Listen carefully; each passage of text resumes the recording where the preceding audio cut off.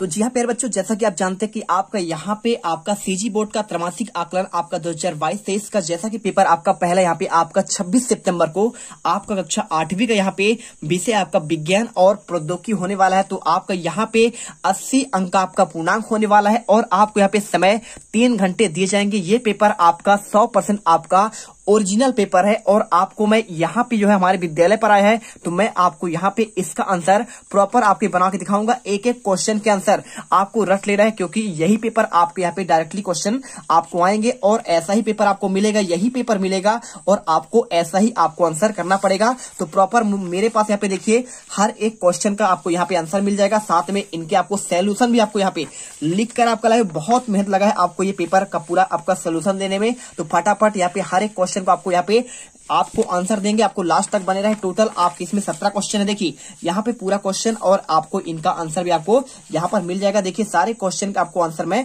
आपको दूंगा। तो फटाफट आपको यहाँ पे वीडियो आपको यहाँ पे लास्ट तक देखना है और आपके सभी क्वेश्चन के आंसर आपको यहाँ पे समझकर आपको यहाँ पे 80 में से 80 नंबर लाना है और इसके साथ आपको प्रोजेक्ट का भी आपको आंसर मिलेगा। लास्ट में आपको आपका 20 नंबर का प्रोजेक्ट भी है, उसका भी आपको सोल्यूशन आपको आज ही दूंगा।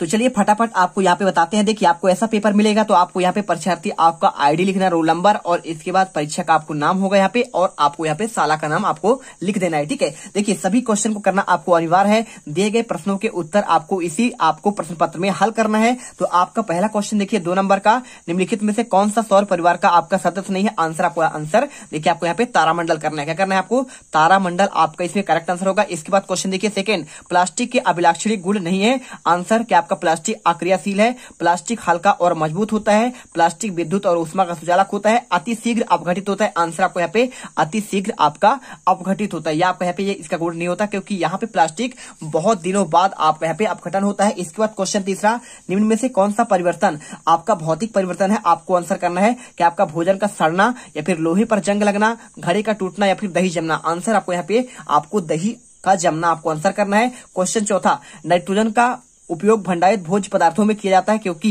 यह भोजन को ऑक्सीजन प्रदान करती है, यह भोजन को कार्बन डाइऑक्साइड प्रदान करता है, या फिर आपको यहाँ पे इसका आंसर आपको देखिए यह भोजन को प्रोटीन आपको प्रदान करता है, या फिर आपको यहाँ पे यह भोजन का ताजा बनाए रखती है। आंसर आपको यहाँ पे यह भोजन को ताजा बनाए रखता है, आपको ये करना है। इसके बाद क्वेश्चन पांचवा, कार्बन डाइऑक्साइड क्या लिखा है?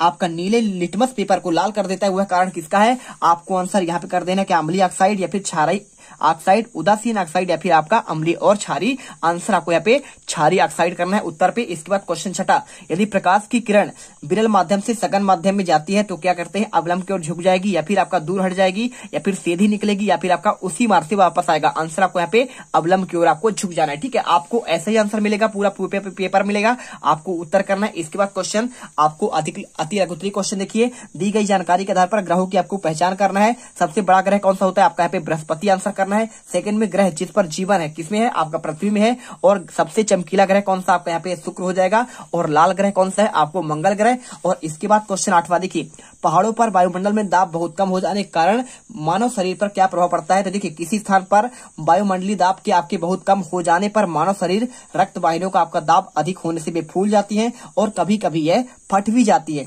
और यह पहाड़ों आदि चढ़ने पर होता है। ठीक है, आपको आंसर। इसके बाद क्वेश्चन आपका 9 देखिए, 9 क्वेश्चन आपको चित्र बना गया है। इसमें आपको यहाँ पे देखिए आपका यहाँ पे वायु है इसलिए आपका जल रहा है और इसमें आप क्या कर दिया? गिलास को ढक दिया है उसके अंदर से। ठीक है, ये आपका गिलास आपका खुला हुआ है यहाँ पे और इसका आपका यहाँ पे उल्टा कर दिया है। तो आपको जब इसको वायु नहीं मिलेगा तो जलेगा नहीं। तो क्वेश्चन पूछा गया देखिए चित्र के माध्यम से, यहाँ पे चित्र का और खा को ध्यान पूर्वक पढ़िए और इसके आधार पर आपको अवलोकन के आधार पर सिद्ध कीजिए कि दहन के लिए आवश्यक होता है आपका ऊष्मा। ठीक है, देखिए आपका यहाँ पे क्या होता है? ज्वाला बुझ जाती है क्योंकि अब ज्वाला को वायु नहीं मिल पा रही है। सिंपल सा चित्र में दिख रहा है। ठीक है, बुझ जाती है। इस क्रियाकलाप से सिद्ध होता है कि दहन के लिए क्या होता है? वायु की आवश्यकता पड़ती है। इसके बाद क्वेश्चन देखिए 10वां, कारखानों के आसपास शहरों में और दूरस्थ स्थित शहरों के वातावरण में क्या अंतर होता है? आंसर, ग्रामीण जीवन शहरों की अपेक्षा काफी शांतिपूर्ण है और यहाँ लोग एक व्यस्त जीवन जीते हैं। वे सुबह जल्दी उठ जाते हैं और रात में समय पर सो जाते हैं और यहाँ शहरों की अपेक्षा काफी प्रदूषण आपका नहीं होता है, स्वच्छ वातावरण रहता है, जबकि शहर में इसका उल्टा होता है।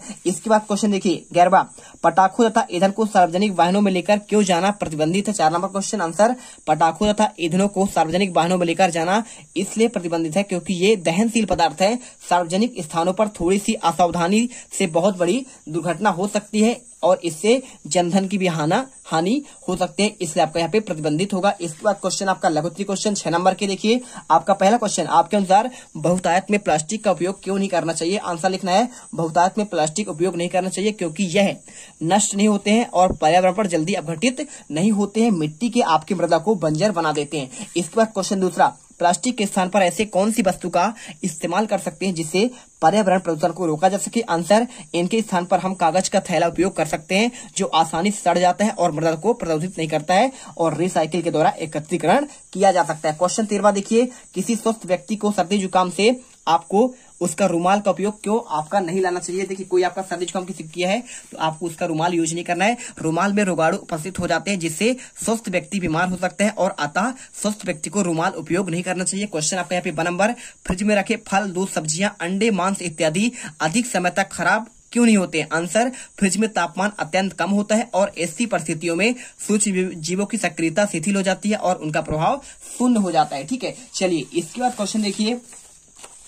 आपका यहाँ पे देखिए क्वेश्चन आपका लिखा गया है, आपका मानव नेत्र का आपको यहाँ पे आपको नामांकित आपको चित्र बनाना है, तो इसका आंसर आपको यहाँ पे स्क्रीन पर दिख रहा है, अच्छे से आप इसे आंसर कर लिए। 6 नंबर क्वेश्चन है। इसके बाद क्वेश्चन देखिए 15वां, लोहे की कील, पाइप आदि में वस्तुओं में जंग लगती है क्यों, आपको यहाँ पे बताना है। लोहे की वस्तु को जंग से बचाने के लिए क्या क्या करना चाहिए। 10 नंबर क्वेश्चन, पहला आपको ऑप्शन लिखना है, लोहे को तेल या अथवा पेंट करके बचाया जा सकता है। ठीक है, पेंट कर देते हैं, जैसे आपका गेट होता है तो आपको यहाँ पे जंग लगने से बच जाता है। सेकेंड, ग्रीस लगाकर जंग से बचाया जा सकता है और तीसरा, जस्ते की परत चढ़ाकर आपको जंग से बचाया जा सकता है। इसके बाद देखिए चौथा पॉइंट आपका गैल्वेनिक कारण द्वारा होता है। इसके बाद 12 नंबर, निम्नलिखित पदार्थों में उनके चमक, आगाध, वर्तनीयता, भंगुरता, उष्मा चालकता इत्यादि गुणों के आधार पर आपको सारणी बनाना है। लोहा, तांबा, कोयला, ग्रेफाइट। तो देखिए गुण आपका यहाँ पे चमक, आगाध, वर्तनीयता, भंगुरता, उष्मा चालकता। देखिए लोहा में आपका चमक आपका नहीं होता है, आगाध वर्तनीयता होता है, ठीक है, राइट लगाना है, और भंगुरता भी होता है और उष्मा चालकता भी होता है। इसमें तांबा में आपका यहाँ पे चमक होता है, आगाध वर्तनीयता होता है, यानी कि आपका चादर में